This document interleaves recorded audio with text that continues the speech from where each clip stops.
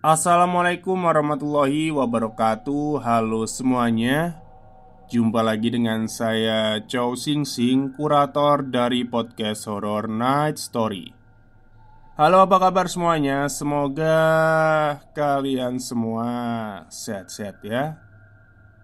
Dan seperti biasanya pada hari ini saya kembali dan akan menghadirkan sebuah kisah mistis untuk kalian semua. Kisah mistis kali ini saya datangkan dari treat horornya Mas Nugro Agung, yang menceritakan seorang pria dengan ilmu sesatnya. Oke, daripada kita berlama-lama, mari kita simak ceritanya. Desa geger tengah malam. Beberapa warga berjalan kencang. Bunyi kentongan ditabuh. Hampir semua warga desa keluar rumahnya, membawa obor, senter, apapun alat yang bisa untuk petunjuk gelap. Ada yang bilang, kepala Kirangan hilang. Para warga yang sedari tadi berkumpul mulai meninggalkan makam satu persatu. Esok harinya, berita ini menjadi perbincangan banyak orang di pasar. Kebetulan, hari itu adalah Jumat Kliwon, di mana pasar Kliwon akan ramai orang yang berbelanja dari berbagai desa. Kirangan memang sudah tiada, tapi ancamannya seperti masih membekas di ingatan para warga desa. Pernah suatu ketika, Kirangan dicari oleh aparat. Satu regu diturunkan menuju desa tempatnya tinggal. Tetangga yang melihat hal ini keluar rumah karena penasaran. Kenapa hanya untuk menangkap satu orang saja harus dikerahkan banyak orang? Di depan rumahnya, Kirangan sedang bersantai, menikmati kopi dan rokoknya. Beberapa saat kemudian, aparat datang, turun dari mobil dan bersiap di depan pelataran. Kirangan meminum kopinya, menghisap rokoknya. Asap ia sebulkan ke atas. Asap tebal muncul. Mulutnya merapal mantra. Regu aparat tiba-tiba berbalik arah, kembali lagi ke mobilnya, lalu pergi begitu saja. Semua orang yang melihat itu hanya melongo. Sampai akhirnya selang 2 minggu, dua orang polisi datang ke desa. Dengar-dengar, polisi ini khusus didatangkan dari Pulau Dewata. Di situ Kirangan akhirnya bisa ditangkap dan dikalahkan. Seperti yang sering orang katakan, bahwasanya di atas langit masih ada langit. Cerita ini berkembang di masyarakat sekitar, terus menjadi perbincangan hingga akhir hayat Kirangan. Kini, setelah kematiannya, petaka seolah terus menyelimuti warga desa. Setelah kejadian pada malam hari di makam Kirangan, desa seperti mendapat teror yang terjadi terus-menerus. Memangnya ada apa setelah peristiwa ini? Pak Lurah hanya diam mendengar pertanyaan yang terlontar. Matanya menatap tajam ke bawah seolah tak ingin menceritakan kejadian itu. Tapi mulutnya mulai terbuka.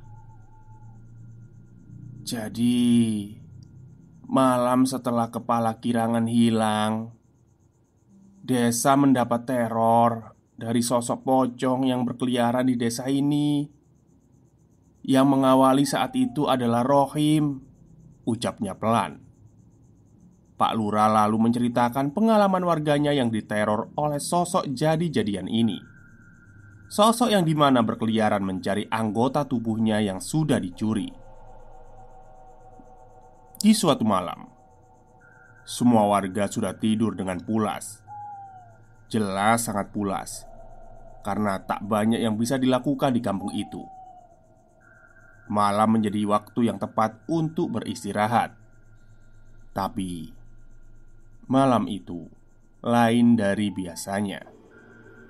Rohim dan istrinya bisa mendengar jelas. Pintu rumah mereka diketuk berkali-kali. Awalnya terdengar biasa, layaknya orang mengetuk pintu dengan nada pelan. Tok, tok, tok. Bunyi itu membangunkan Mas Rohim yang sudah terlelap dengan istrinya. Kali kedua, pintu itu kembali diketuk. "Sopo toh mas? Tengah malam kayak gini ketuk-ketuk pintu loh," ucap Murni, istri lelaki itu. "Waduh sopo yo? Aku yo gak ngerti. Gak harus sopan santun." Pandangan Rohim lalu tertuju ke arah pintu kamarnya. Tok, tok, tok. Suara itu kembali bergema. Rohim yang tak ingin bangun langsung menutup telinganya dengan bantal, mencoba untuk tak mempedulikan suara itu.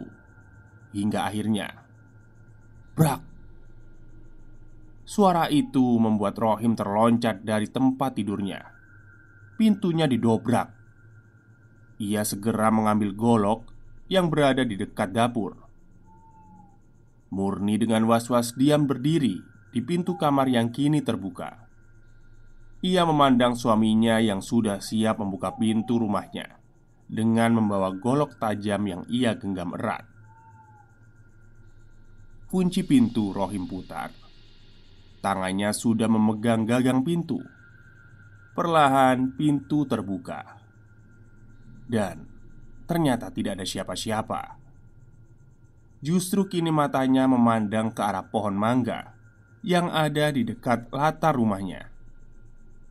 Di balik kegelapan malam, Rohim seperti melihat sesuatu. Sosok yang berdiri tegak mengarah ke rumahnya. Rohim terus mengamati. Perlahan sosok itu maju, sedikit demi sedikit, melayang seperti didorong angin. Perlahan, cahaya malam seperti ikut mengungkap apa yang tersembunyi di baliknya. Sosok itu terus maju. Tiba-tiba saja badan Rohim seperti kaku. Keringat mengucur deras di keningnya. "Ono opo mas?" Rohim tak menjawab pertanyaan yang dilontarkan oleh Murni. Laki-laki itu masih kaku, terdiam di depan pintu dengan membawa golok di tangannya. Murni melangkah perlahan, memastikan suaminya. Ia terus berjalan pelan hingga akhirnya matanya menangkap sesuatu. Ada sosok yang berdiri di depan suaminya. Sosok pocong dengan kain lusuh, berdiri tegak tanpa kepala. Murni yang melihat itu langsung berteriak. Spontan mendengar teriakan istrinya, Rohim bisa kembali menggerakkan tubuhnya. Ia lalu secara serampangan mengayunkan golok ke segala arah. Rohim terus menutup matanya, mengayunkan goloknya maju ke arah pocong tanpa kepala itu berdiri. "Asuh, demit, setan, minggato, minggato!" Rohim terus mengayunkan goloknya. Hanya gelap yang ia lihat. Ketakutan sudah menguasai orang ini. Sampai akhirnya crak. Golok Rohim mengenai sesuatu. "Mas Rohim, iling mas, sadar, sadar." Suara itu menyadarkan Rohim. Kemudian ia membuka matanya. Darah segar mengalir di goloknya. Rohim langsung menjatuhkan goloknya. Ia kemudian tertunduk lusuh dengan tatapan nanar, melihat Pak Lurah sudah terkena sabetan goloknya. Beberapa warga yang melihat langsung memegangi tangan Rohim. Pertanyaan terus melingkar di kepala mereka. Kenapa Rohim sampai melakukan hal segila ini? Dan apa maksudnya menggerak-gerakkan golok di pelataran dengan terus menutup mata, seperti membabi buta? Beberapa warga yang lain langsung menutup luka Pak Lurah. Beruntung itu hanya goresan saja. Mas Rohim, edan kue. Ada apa malam-malam mainan golok di pelataran? Sedikit emosi Pak Lurah bertanya tegas pada Rohim yang masih dipegang warga lainnya. Murni kemudian lari menjelaskan apa yang sebenarnya dialami oleh suaminya itu. Semua warga yang mendengar penjelasan Murni sempat tak percaya, tapi tidak dengan Pak Lurah yang meminta Murni untuk terus bercerita. Pocong pak, pocong. Dase buntung pak. Pak Lurah yang mendengar apa yang dikatakan oleh Rohim hanya bisa terdiam. Dan parahnya gangguan ini tidak berhenti di malam ini. Esoknya Rohim yang mengalami hal ganjil mendadak sakit keras. Kepalanya kaku dan suhunya panas. Badan yang lainnya lemas. Aneh, kenapa hanya kepalanya yang kaku? Pertanyaan itu terus berputar di pikiran warga desa. Warga terdekat juga bilang ini hanya demam biasa. Tapi yang dirasakan oleh Rohim bukan sesuatu yang biasa saja. Suatu malam, warga desa menggelar pengajian guna memohon doa agar desanya terbebas dari ancaman pocong kirangan, pocong tanpa kepala. Pengajian itu berjalan hingga larut malam dan Asep Mahmud pulang berdua. Kebetulan rumah mereka berdekatan.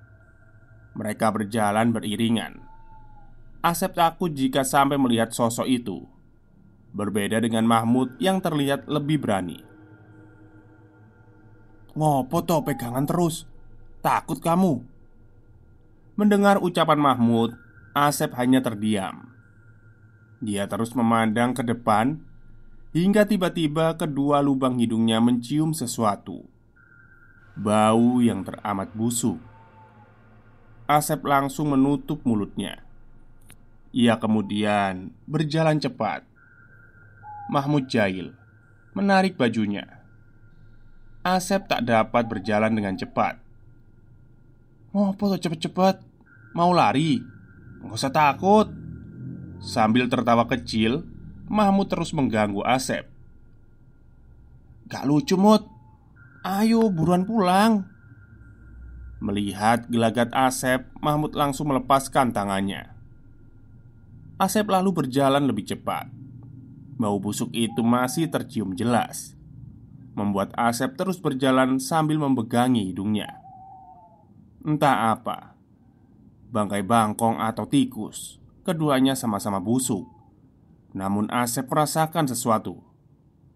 Mut, Mahmud. Asep sadar.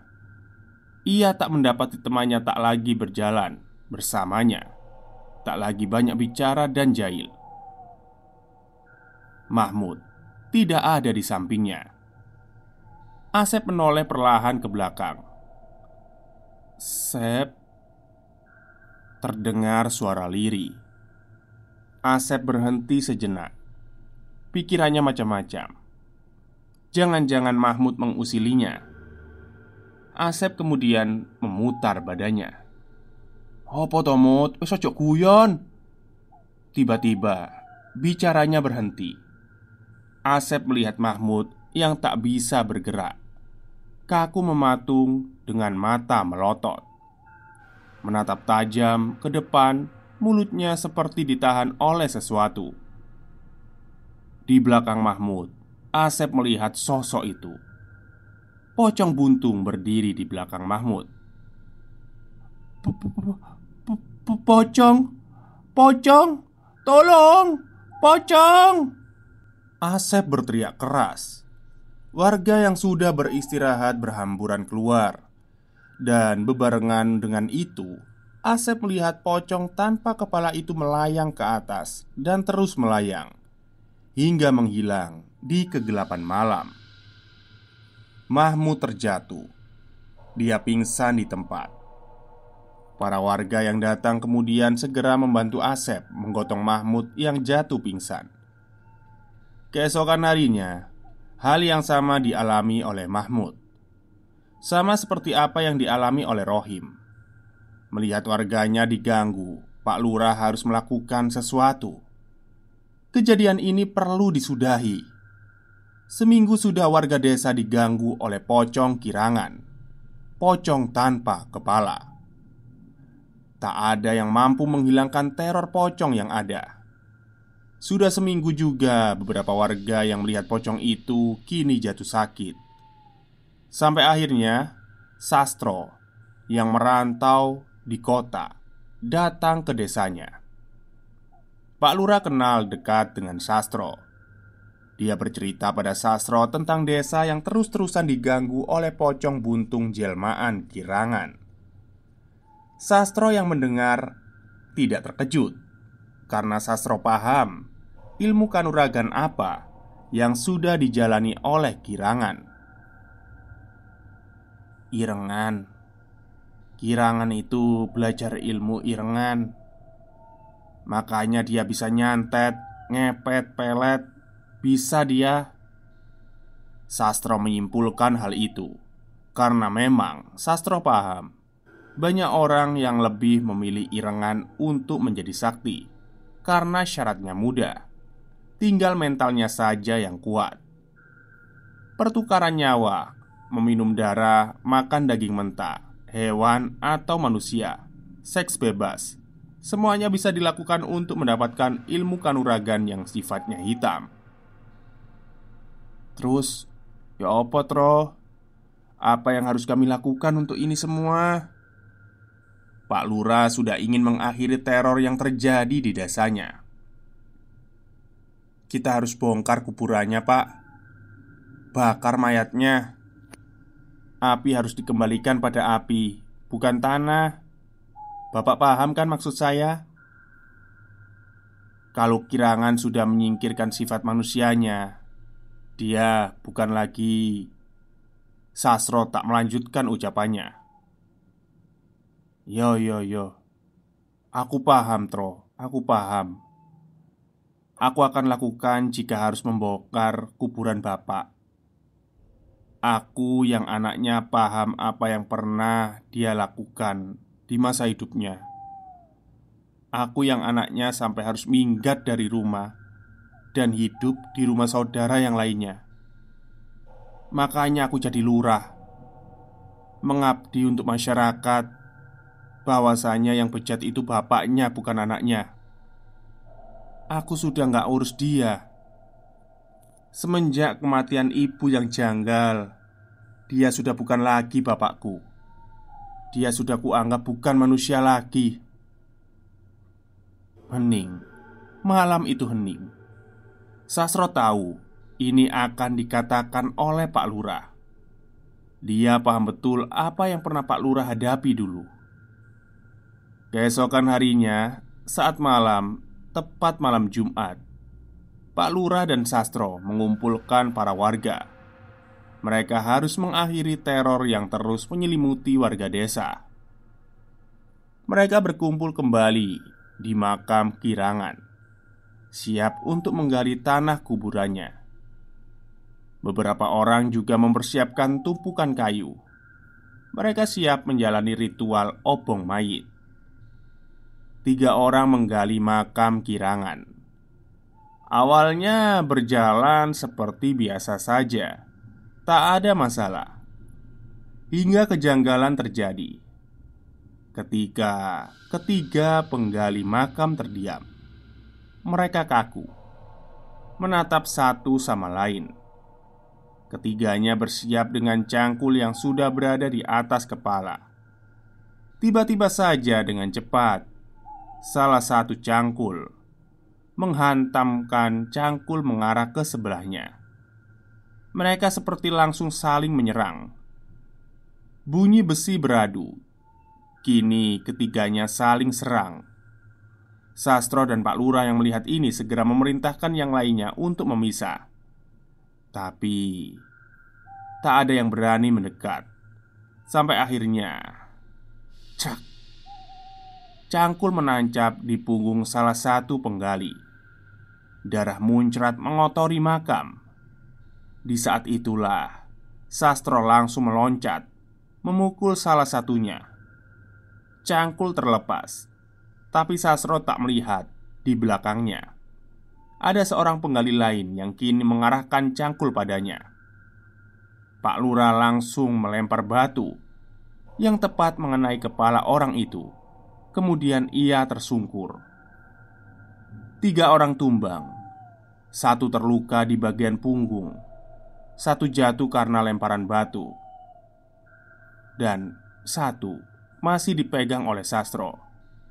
Mereka semua kesurupan.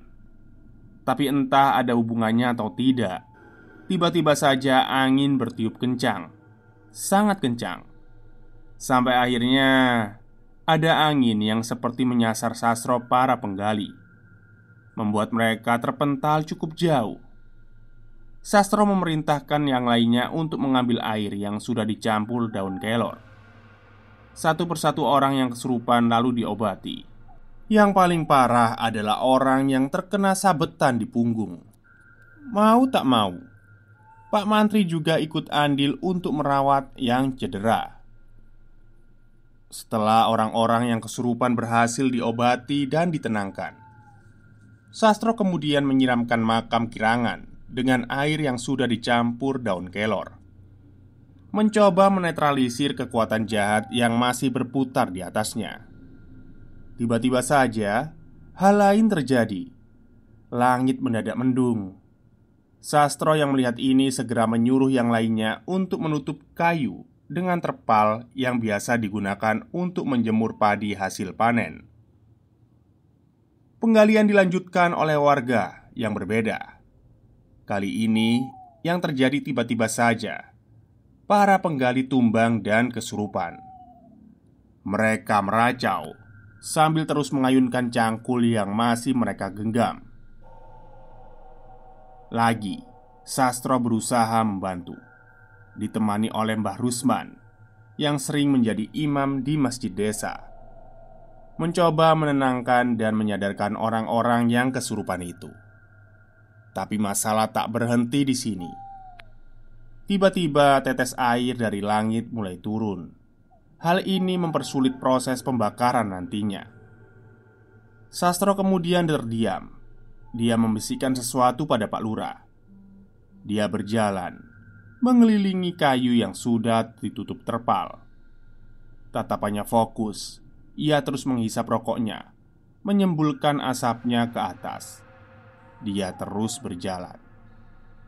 Pak Lurah memerintahkan agar tak ada yang mengajak bicara Sastro, karena saat itu dia harus menjalankan ritual topo bisu dan harus mengalihkan hujan yang datang.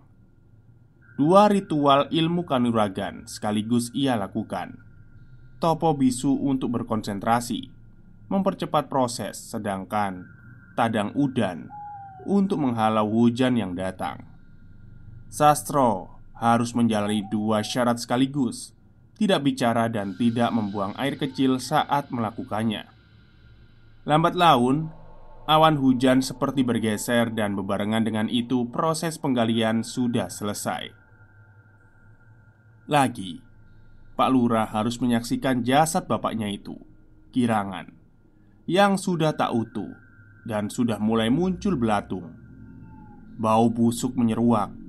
Beberapa orang muntah tak tahan dengan aroma mayat yang sudah hampir 2 minggu dikebumikan itu. Tapi proses harus segera dilakukan. Mayat Kirangan harus segera dibakar. Terpal dibuka. Minyak tanah dituang di atas kayu dengan jumlah yang banyak. Kirangan digotong oleh beberapa orang, lalu diletakkan di atas kayu yang sudah tersusun. 4 orang mengelilingi kayu, semuanya membawa obor. 4 orang berdiri tepat di posisi seperti melambangkan 4 arah mata angin: lor, kidul, kulon, dan wetan.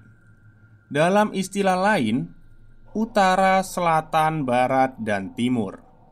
Api sudah dinyalakan. Komando di tangan Sastro. Ia merapal mantra lirih. Tangannya diangkat ke atas, jari-jarinya terbuka. Tepat saat Sastro mengepalkan tangan, ke-4 orang itu langsung melempar obor yang ada di tangan mereka masing-masing. Wangsul dateng alamipun sampean, wangsung datang penciptaanipun sampean. Tenang wonten ngrika nggih, kalian ganjaranipun, ucap Sastro mulai membuka mulutnya.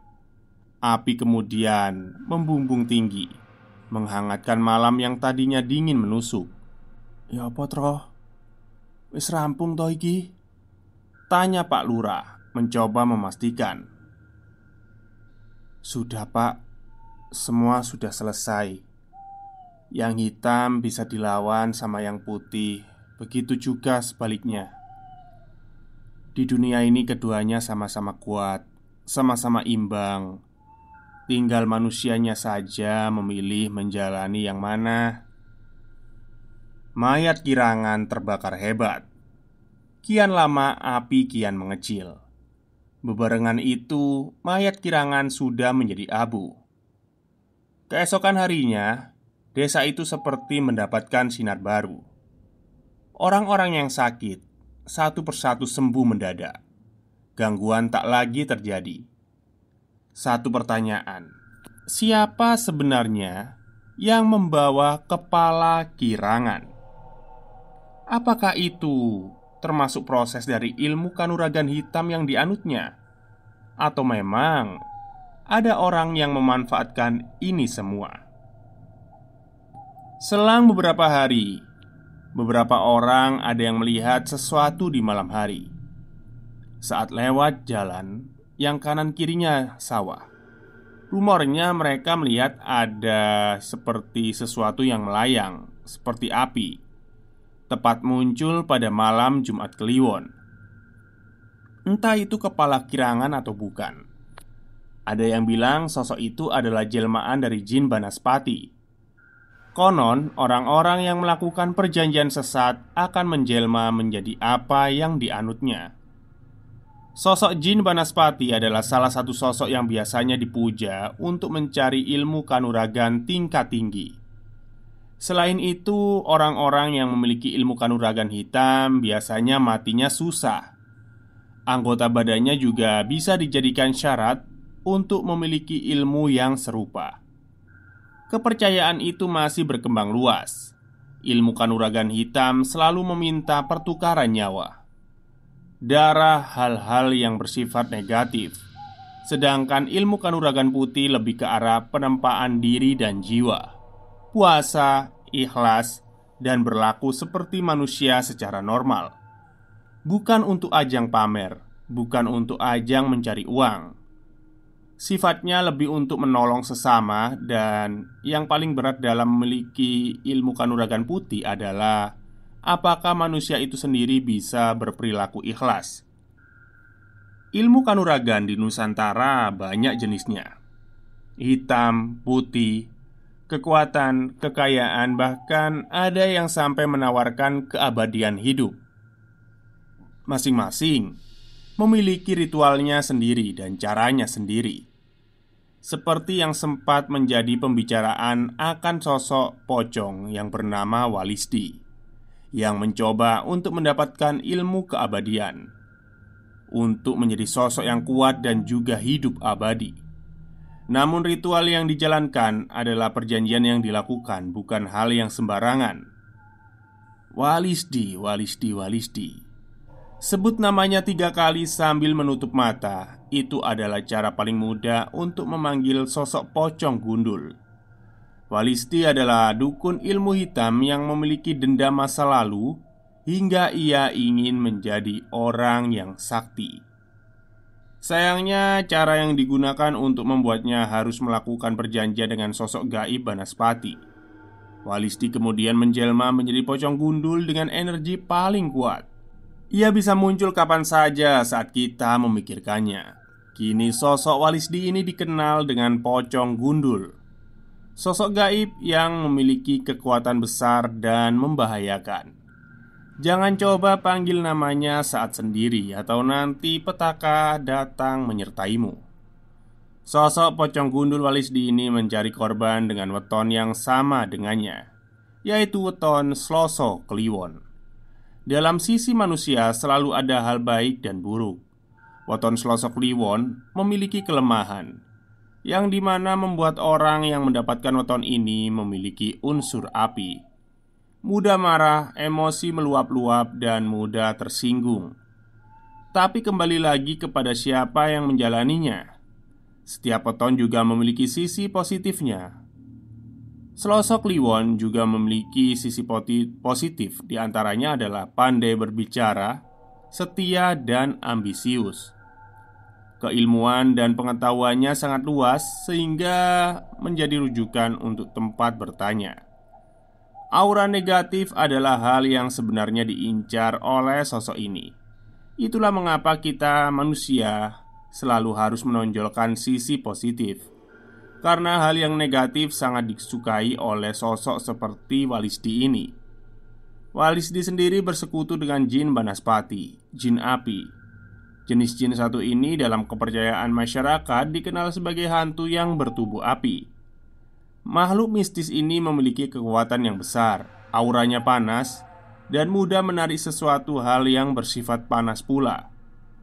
Konon kabarnya ada salah satu sekolah di Yogyakarta yang dikenal sebagai tempat angker.